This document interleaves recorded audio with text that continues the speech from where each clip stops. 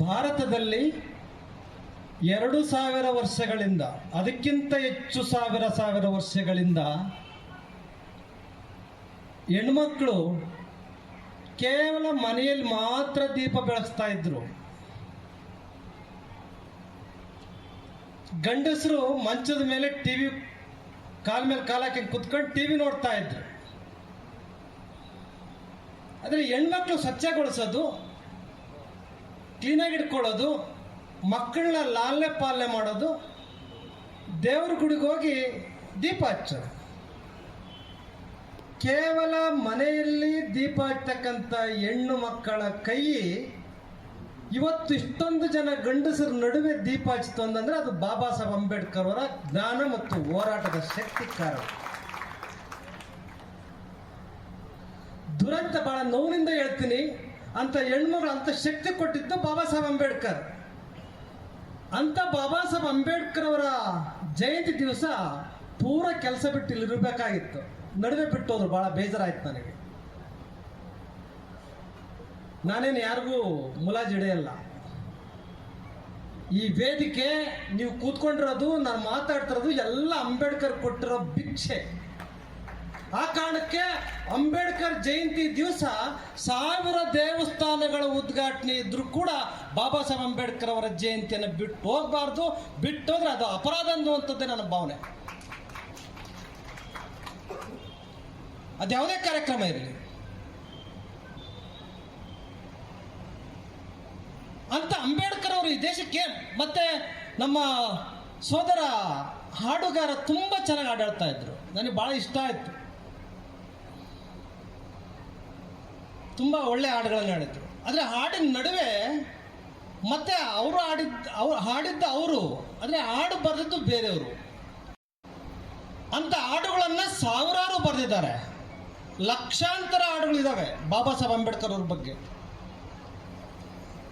ಮತ್ತೆ ನಿಮ್ಗೆ ಗೊತ್ತಿರಲಿ, ಯಾವ ಶ್ರೀರಾಮನ ಬಗ್ಗೆ ಕೂಡ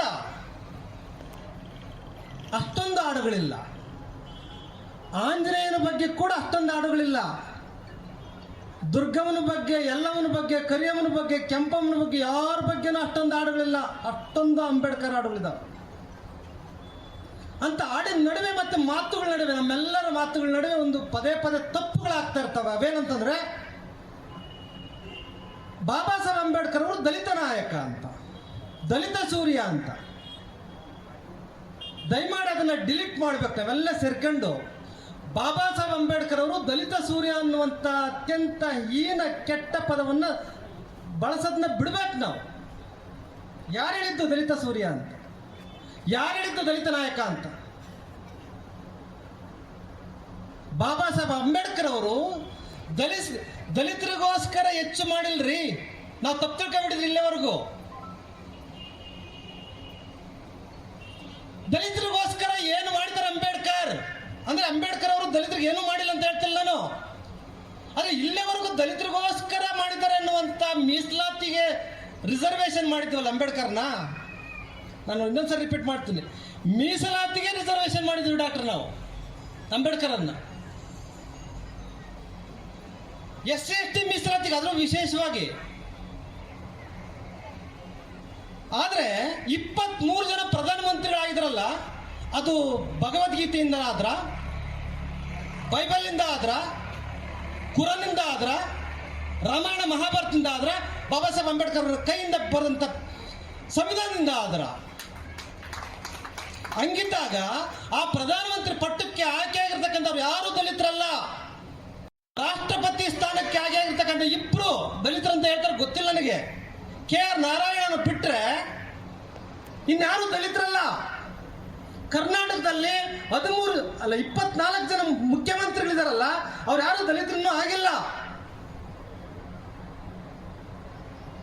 ಮಹಾರಾಷ್ಟ್ರದಲ್ಲಿ ಒಬ್ಬರು ಶಿಂದೆ ಅನ್ನೋರು ಬಿಟ್ಟರೆ ಮುಖ್ಯಮಂತ್ರಿ ಯಾರು ಆಗಿರಲಿಲ್ಲ. ಮಾಯಾವತಿ ಅನ್ನೋರು ಬಿಟ್ಟರೆ ಒಬ್ಬರು ಮುಖ್ಯಮಂತ್ರಿ ದಲಿತರಾಗಿಲ್ಲ. ಹಂಗಿದ್ದಾಗ ಈ ದೇಶದಲ್ಲಿ ಎಲ್ಲ 28-29 ರಾಜ್ಯಗಳ ರಾಜ್ಯಪಾಲರು, ಮುಖ್ಯಮಂತ್ರಿಗಳು, ಈ ದೇಶದ ಪ್ರಧಾನಮಂತ್ರಿಗಳು, ರಾಜ್ಯಪಾಲರು, ರಾಷ್ಟ್ರಪತಿಗಳು ಬರೀ ಬೇರೆ ಮೇಲ್ವರ್ಗದವರೇ ಆಗಿದ್ದಾರೆ ಅಂತಂದ್ರೆ ಸಂವಿಧಾನ ಯಾರಿಗ ಅನುಕೂಲ ಆಗಿದೆ ಅಂತ ಯೋಚನೆ ಮಾಡ್ಬೇಕಲ್ವಾ? ದಲಿತ ನಾಯಕ ಅಂತ ಯಾಕೆ ಹೇಳಬೇಕು? ದಲಿತ ಸೂರ್ಯ ಅಂತ ಯಾಕೆ ಹೇಳಬೇಕು ನಾವು ಅಂಬೇಡ್ಕರ್ ಅವರನ್ನ? ಹಾಗೇನೆ ಡಾಕ್ಟರ್ ಬಾಬು ಜಗಜೀವನ್ ರಾವ್ ಬಗ್ಗೆ ಕೂಡ ನಾವು ಹೇಳ್ಬೇಕಾಗ್ತದೆ. ನಾನು ಡಾಕ್ಟರ್ ಹೇಳ್ತಾರಂತ ಅಂದ್ಕೊಂಡೆ, ಅವ್ರು ಮರ್ತೋದ್ರು ಅಂತ ಅನ್ಸುತ್ತೆ ನನಗೆ. ಅವರು ಹಸಿರು ಕ್ರಾಂತಿ ಮಾಡಿದಾಗ ಆ ಹಸಿರು ಕ್ರಾಂತಿಯ ಫಲಾನುಭವವನ್ನು ಪಡೆದಿದ್ದು ದಲಿತರೆಲ್ಲ ರೀ. ಎಲ್ಲರೂ ಬರ್ಕೊಂಡ್ರು. ಅದ್ರಲ್ಲಿ ಜಾಸ್ತಿ ನಮಗೂ ಬಾಬು ಜಗಜೀವನ್ ರಾವ್ಗೂ ನಮಗೂ ಅಂಬೇಡ್ಕರ್ಗೂ ಸಂಬಂಧ ಇಲ್ಲ ಅಂತ ಯಾವ ಮುಟ್ಟಾಳ ಜನ ಹೇಳ್ತಾರ ಅವರೇ ಪಡ್ಕೊಂಡ್ರು. ಹಂಗಿದ್ದಾಗ ಅಂಬೇಡ್ಕರ್ ದಲಿತರಿಗೆ ಮಾತ್ರ ಸೀಮಿತ ಹೇಗಾಗ್ತಾರೆ? ದಯಮಾಡಿ ಅಂತ ಕೆಟ್ಟ ಆಲೋಚನೆಗಳಿಂದ ನಮ್ಮನ್ನು ನಾವು ಬಿಡಿಸ್ಕೊಳ್ಬೇಕಾಗ್ತದೆ. ನನಗೆ ಬಹಳ ನೋವಾಗುತ್ತೆ ಅಂಬೇಡ್ಕರ್ ಅವರನ್ನ ದಲಿತ ನಾಯಕ, ದಲಿತ ಸೂರ್ಯ ಅಂತ ಅಂಬೇಡ್ಕರ್ ಅವರನ್ನ ಬಾಬು ಜಗಜೀವನ್ ರಾವ್ನ ಕರೆದ್ರೆ ಬಹಳ ನೋವಾಗುತ್ತೆ ನನಗೆ, ಬಹಳ ಕೋಪನೂ ಬರ್ತದೆ ನನಗೆ. ಅವರಿಬ್ಬರು ಕೂಡ ಈ ದೇಶದ ನಾಯಕರು. ಪ್ರಪಂಚನೇ ಒಪ್ಕೊಂಡಿದೆ ಬಾಬಾ ಸಾಹೇಬ್ ಅಂಬೇಡ್ಕರ್ ಅವ್ರನ್ನ ವಿಶ್ವ ನಾಯಕ ಅಂತ. ಅಂಥವ್ರನ್ನ ದಲಿತ ನಾಯಕ ಅಂತ ಹೇಳ್ತಾರಲ್ರಿ, ಎಷ್ಟು ನಾನ್ಸೆನ್ಸ್. ಅಂಥವ್ರನ್ನ ದಯಮಾಡಿ ನಮ್ಮ ಒಳಗಡೆ ಉಸಿರಾಗಿ ನಾವು ಉಸಿರಾಡಬೇಕಾಗ್ತದೆ. ಒಂದು ಪ್ರದೇಶಕ್ಕೆ, ಒಂದು ಭಾಷೆಗೆ, ಒಂದು ರಾಜ್ಯಕ್ಕೆ ಸೀಮಿತಪಟ್ಟವರಲ್ಲ. ಪೆರಿಯಾರ್ ಅನ್ನುವಂಥ ಒಬ್ಬ ಬಹುದೊಡ್ಡ ಹೋರಾಟಗಾರ ತಮಿಳುನಾಡಲ್ಲಿ, ಅವರು ಹಿಂದಿ ಭಾಷೆಯ ಬಹುದೊಡ್ಡ ವಿರೋಧಿ, ವೈದಿಕ ಸಂಸ್ಕೃತಿಯ ಬಹುದೊಡ್ಡ ವಿರೋಧಿ, ದಕ್ಷಿಣ ಭಾರತವನ್ನ ದ್ರಾವಿಡರು ಆಳಬೇಕು ಅನ್ನುವಂಥ ಚಿಂತನೆ ಬಿತ್ತಿದಂಥ ಬಹುದೊಡ್ಡ ಫಿಲಾಸಫರ್. ಅವ್ರು ಬಂದು ಬಾಬಾ ಸಾಹೇಬರ ಹತ್ರ ಕೈ ಮುಗಿದು ಬೇಡ್ಕೊಳ್ತಾರೆ, ಬಾಬಾ ಸಾಹೇಬ್ರೆ, ನೀವು ಹೆಂಗೂ ಸಾಕಷ್ಟು ಓದ್ಕೊಂಡಿದ್ದೀರಿ, ಸಾಕಷ್ಟು ಸಂಘಟಿತರಾಗಿದ್ದೀರಿ, ಸಾಕಷ್ಟು ಜ್ಞಾನ ಇದೆ ನಿಮಗೆ. ನನ್ನ ಹೋರಾಟವನ್ನ ನಿಮ್ಮ ಜೊತೆಗೆ ಸೇರಿಸ್ತೀನಿ.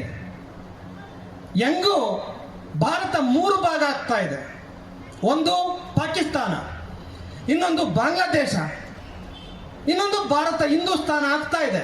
ಬೇಡ, ಈ ಹಿಂದೂಸ್ತಾನದಲ್ಲಿ ನಾವು ಉಳಿಯೋದು ಬೇಡ.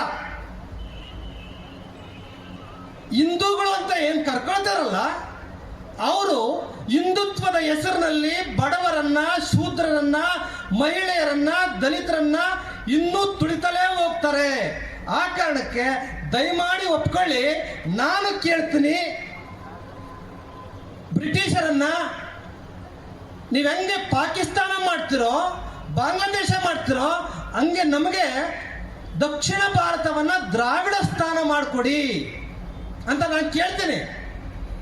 ಆ ದ್ರಾವಿಡ ಸ್ಥಾನ ಅನ್ನುವಂಥ ದೇಶ ಆಗುತ್ತಲ್ಲ, ಅದಕ್ಕೆ ನೀವೆಲ್ಲೆವರೆಗೂ ಬದುಕಿರ್ತೀರೋ ಅಲ್ಲೆವರೆಗೂ ಪ್ರಧಾನಮಂತ್ರಿ ನೀವೇ ಆಗಿರಂತೆ ಅಂತ ಅಂತಾರೆ. ಮನೆ ಬಾಗಿಲಿಗೆ ಬಂದಂತ ದಕ್ಷಿಣ ಭಾರತದ 5 ರಾಜ್ಯಗಳ ಪ್ರಧಾನಮಂತ್ರಿ ಪಟ್ಟವನ್ನ ಯಾಕಶ್ಚಿತ್ 5 ನಿಮಿಷದಲ್ಲಿ ನಿರಾಕರಣೆ ಮಾಡ್ತಾರೆ.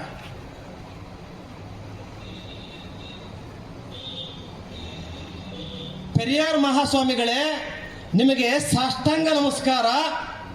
ನೀವು ಒಳ್ಳೆ ನನ್ನ ಬಗ್ಗೆ ಅಭಿಮಾನ ಇಟ್ಕೊಂಡಿರೋದಕ್ಕೆ ನಿಮಗೆ ಕೋಟಿ ಸಲಾಮಗಳನ್ನು ಹೇಳ್ತೀನಿ. ಆದರೆ ಯಾಕಶ್ಚಿತ್ ಒಂದು ಪ್ರಧಾನಮಂತ್ರಿಯ ಪದವಿಗೋಸ್ಕರ ನಾನು ಈ ದೇಶವನ್ನ ಇಬ್ಬಾಗ ಮಾಡಿ ಇಡೀ ದೇಶದ ಎಲ್ಲ ಶೂದ್ರ ದಮನಿತ ಮಹಿಳೆಯರ ಪರವಾಗಿ ಕಾನೂನು ಬರೆಯೋ ಅವಕಾಶವನ್ನ ನಾನು ತಪ್ಪಿಸಿಕೊಳ್ಳಲಾರೆ. ಪ್ರಧಾನಮಂತ್ರಿ ಪಟ್ಟವನ್ನು ಬೇಕಾದ್ರೆ ನಾನು ತ್ಯಜಿಸ್ತೇನೆ, ಆದರೆ ದೇಶವನ್ನ ಇಬ್ಬಾಗ ಮಾಡಲಾರೆ, ಈ ದೇಶದ ದಮನಿತರಿಗೋಸ್ಕರ ಕಾನೂನು ಬರೆಯೋದನ್ನ ನಾನು ತಪ್ಪಿಸಿಕೊಳ್ಳಾರೆ ಅನ್ನುವಂಥ ಮಾತನ್ನು ಹೇಳ್ತಾರೆ. ದೇಶ ಪ್ರೇಮಿಯನ್ನ ಜಾತಿ ಪ್ರೇಮಿಗಳು ಜಾತಿಗೆ ಸೀಮಿತ ಮಾಡ್ತಕ್ಕಂಥ ಕೆಲಸ ಮಾಡ್ತಿದ್ದಾರೆ. ನೇರವಾಗಿ ಒಲೆ ಮಾದಿಗರಿಗೆ ನಾನು ಹೇಳ್ತೀನಿ, ಬಂಧುಗಳೇ, ಅಂಬೇಡ್ಕರ್ ಒಲೆಯರು ಅಲ್ಲ, ಮಾದಿಗರು ಅಲ್ಲ, ಅವರು ಮಹರ್ ಜಾತಿಯಲ್ಲಿ ಹುಟ್ಟದವರು. ಅಷ್ಟೇ ಅಲ್ಲ, ಅಹಂ ಮಹರ್ ಜಾತಿಯನ್ನು, ಮಾದಿಗ ಜಾತಿಯನ್ನು, ವಲಯ ಜಾತಿಯನ್ನು, ಎಲ್ಲ ಜಾತಿ ಕುಲಗಳನ್ನು ಧ್ವಂಸ ಮಾಡಬೇಕು ಅನ್ನುವಂಥ ಶಪಥ ಮಾಡಿರ್ತಕ್ಕಂಥ ಮಹಾಮೇಧಾವಿ. ಅಂಥವನಿಗೆ ಮತ್ತೆ ನೀವೇ ಜಾತಿ ಪಟ್ಟ ಕಟ್ತೀರಂದ್ರೆ ನೀವೇ ಮೊದಲ ಅಂಬೇಡ್ಕರ್ ದ್ರೋಹಿಗಳಾಗ್ತೀರಿ. ದಯಮಾಡಿ ಅಂಬೇಡ್ಕರ್ನ ಆ ರೀತಿ ಕಾಣಬೇಡಿ. ನಾನು ಈ ಸಂದರ್ಭದಲ್ಲಿ ಒಂದು 5 ನಿಮಿಷ ಮಾತಾಡ್ತೇನೆ ಅಷ್ಟೇ. ಮಾತಾಡ್ತಾನೆ ಅಂಬೇಡ್ಕರ್ ಕಣ್ಣೀರು ಯಾವ್ಯಾವ ಹಾಕಿದ್ರು ಅಂತ ಅಷ್ಟೇಳಿ ನನ್ನ ಮಾತನ್ನು ಮುಗಿಸ್ತೇನೆ. ಯಾಕೆ ಹೇಳ್ತೀನಿ ಅಂತಂದ್ರೆ ಇಲ್ಲಿ ಇರ್ತಕ್ಕಂಥ ಹೆಣ್ಣು ಮಕ್ಕಳಿಗೆ ಒಂದು ಸ್ವಲ್ಪ ಸ್ಫೂರ್ತಿ ಆಗಲಿ ಅಂತ. ನಮ್ಮ ಗಂಡು ಮಕ್ಕಳು ಭಾಷೆ ಕೇಳಿಸ್ಕೊಂಡಿದ್ದೀರಿ, ಕೇಳಿಸ್ಕೊಂತೀವಿ ನಾವು, ಅಲ್ಲೇ ಬಿಟ್ಟು ಹೋಗ್ತೀವಿ ನಾವು. ಯಾಕಂದ್ರೆ ಹೆಣ್ಣು ಮಕ್ಕಳ ಅಭಿವೃದ್ಧಿಯನ್ನು ಹೆಚ್ಚು ಇಷ್ಟಪಟ್ಟವರು ಅಂಬೇಡ್ಕರ್ ಅವರು. ಮತ್ತೆ ಇನ್ನೊಂದ್ಸರಿ ಹೇಳ್ತೀನಿ, ಬರೇ SC ST ಅಲ್ಲ, ಬರೇ ಒಲೆ ಮಾದಿಗರಲ್ಲ, ಎಲ್ಲ ಜಾತಿಯ ಹೆಣ್ಣು ಮಕ್ಕಳ ಅಭಿವೃದ್ಧಿಯನ್ನು ಬಯಸ್ತವರು. ಬಹುಶಃ ಬಾಬಾ ಸಾಹೇಬ್ ಅಂಬೇಡ್ಕರ್ ಅವರ ಅಂತಹ ದೇಶಭಕ್ತ ಇನ್ಯಾರೂ ಅಲ್ಲ, ಗಾಂಧಿನೂ ಅಲ್ಲ ನನ್ನ ಪ್ರಕಾರ. ನೋಡೋಣ ಅಂಬೇಡ್ಕರ್ ಅವರು ಯಾವ್ಯಾವ ಕಣ್ಣೀರಿಟ್ಟರು ಅನ್ನೋದನ್ನ ನಾವು ಅರ್ಥ ಮಾಡ್ಕೊಳ್ಳೋಕೆ ಪ್ರಯತ್ನ ಮಾಡೋಣ. ಆ ಕಣ್ಣೀರಿಟ್ಟಿರ್ತಕ್ಕಂಥ ಕ್ಷಣಗಳು ಅದನ್ನ ತಿಳ್ಕೊಳ್ತಾ ಹೋದ್ರೆ ಅಂಬೇಡ್ಕರ್ ಮೇಲೆ ಯಾವ ರೀತಿ ಕೆಟ್ಟ ಪರಿಣಾಮ ಬೀರುತ್ತೋ, ನೋವುಗಳಾದವು, ಅವುಗಳನ್ನ ಹೆಂಗೆ ಅವರು ಮೆಟ್ಟಿ ನಿಂತರು ಈ ದೇಶಕ್ಕೋಸ್ಕರ ಶ್ರಮಿಸಿದ್ರು, ತಾವು ಮೇಲೆ ಬಂದರು ಅನ್ನುವಂಥದ್ದನ್ನ ನಾವು ಅರ್ಥ ಮಾಡ್ಕೊಳ್ಳಿಕ್ಕೆ ಸಹಾಯ ಆಗುತ್ತೆ ಅನ್ನೋ ಕಾರಣಕ್ಕೆ ನಾನು ಅದನ್ನ ಯಾವಾಗ ಕಣ್ಣೀರು ಹಾಕಿದ್ರು ಅನ್ನೋಂಥ ಮಾತನ್ನ ಹೇಳಿ